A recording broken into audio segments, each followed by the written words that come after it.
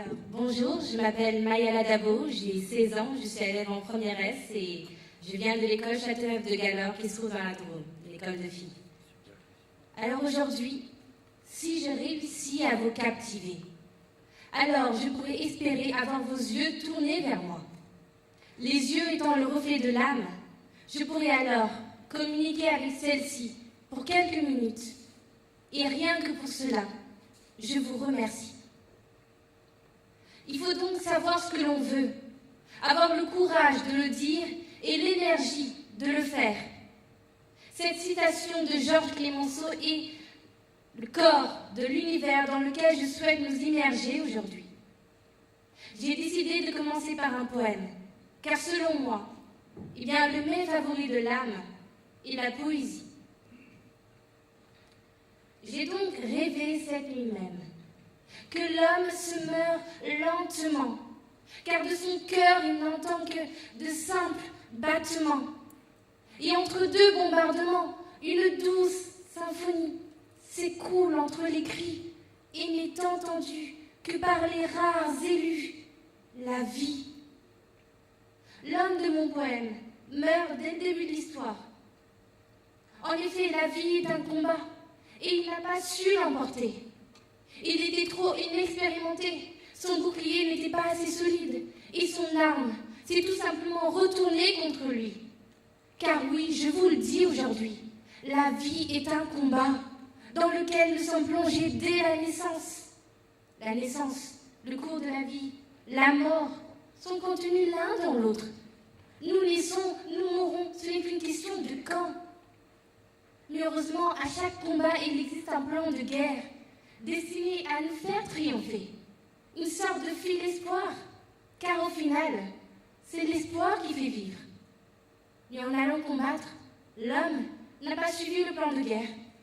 Il n'avait pourtant que 3 étapes, simples, précises, sans détour. Mais il les a esquivées.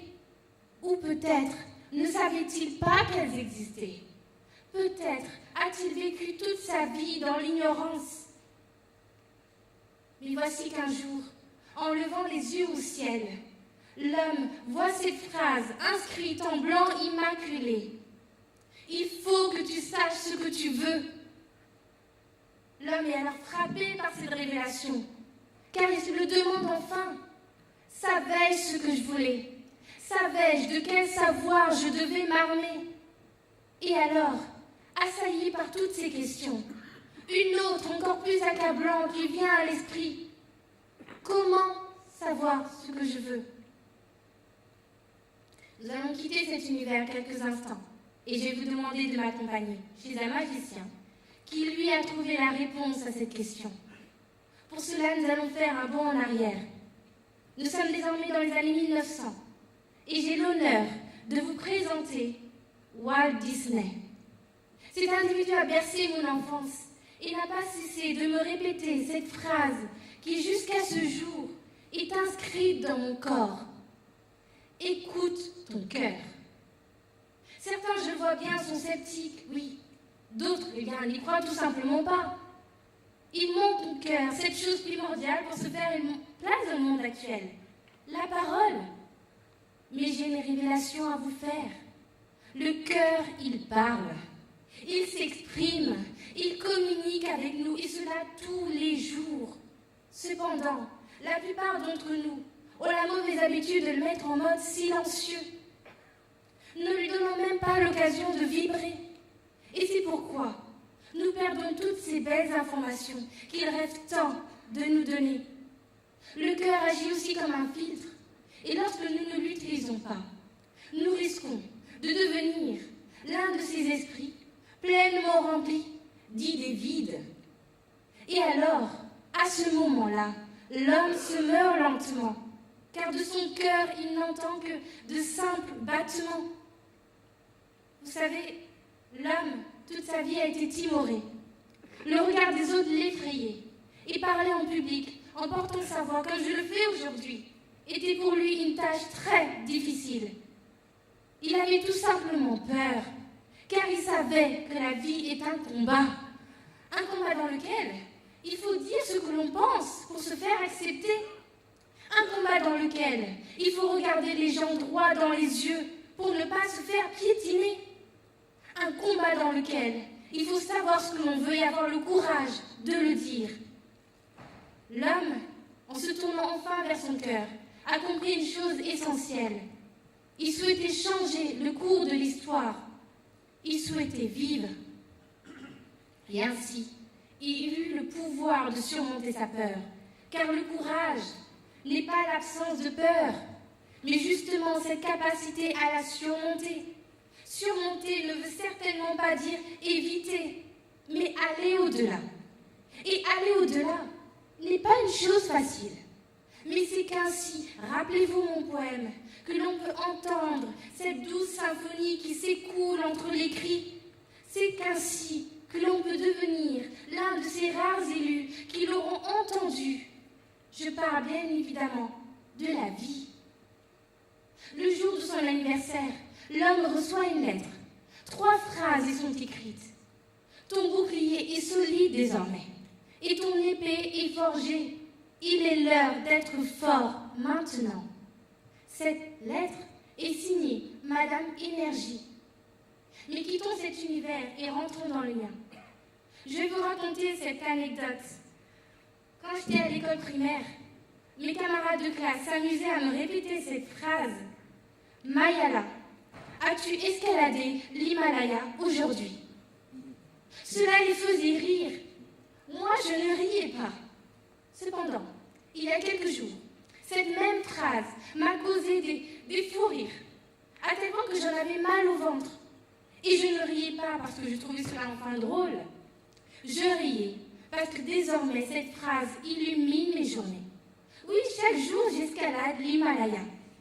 Mon Himalaya, ma montagne. Je connais une fille qui aurait pu entendre la même phrase que moi à une consonne près. Je parle de Malala, cette Pakistanaise qui s'est battue pour les droits des filles alors qu'elle n'avait que 16 ans. Malala a su très tôt ce qu'elle voulait. Elle a eu le courage de dire non à ses opposants aux talibans, et cela au risque de sa vie. Malala a ensuite eu l'énergie de se présenter devant les grands de ce monde, disons-le, pour clamer haut et fort ses idées. Et c'est pourquoi elle a reçu le prix Nobel de la paix. Malala a gagné sa vie. Malala a gagné sa guerre. Moi, sur mon Himalaya, chacun de mes pas est guidé par ma joie et ma volonté de vivre. Cela n'empêche pas, alors là, le vent de m'écraser, ni la fatigue de m'affaiblir, ni le désespoir de même me submerger. Toutefois, si l'énergie est là, alors je pourrai peindre le vent comme Pocahontas. La fatigue se fatiguera de moi, et le désespoir sera tout simplement désespéré. Et j'atteindrai mon sommet. Et une fois que j'y serai, je chanterai l'hymne national de la vie, Hakuna Matata. Ces mots signifient qu'il faut vivre sa vie simplement en savourant tous les instants. Hakuna Matata. Les littéraires préfèrent sûrement dire Carpe diem, comme Pierre Ronsard, oui. Mais au final, tout cela veut dire la même chose. Il faut cueillir le souffle de sa vie, car à l'instar de la beauté d'une rose, il est éphémère. Et donc, l'homme, une fois sur son sommet, il le revit alors. Et ses yeux sont remplis de pépites d'or. Son cœur, il palpite. Et la mort n'est plus qu'un mythe. L'homme a compris la vie, et celle-ci, en retour, lui sourit.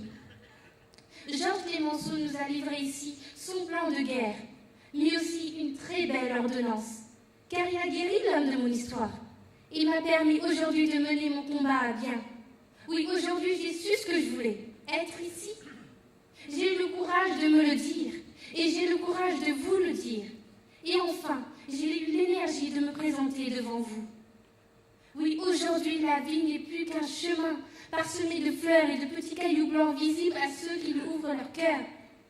Et c'est pourquoi, cette nuit même, j'ai rêvé que la vie me disait « Je t'aime ». Je vous remercie.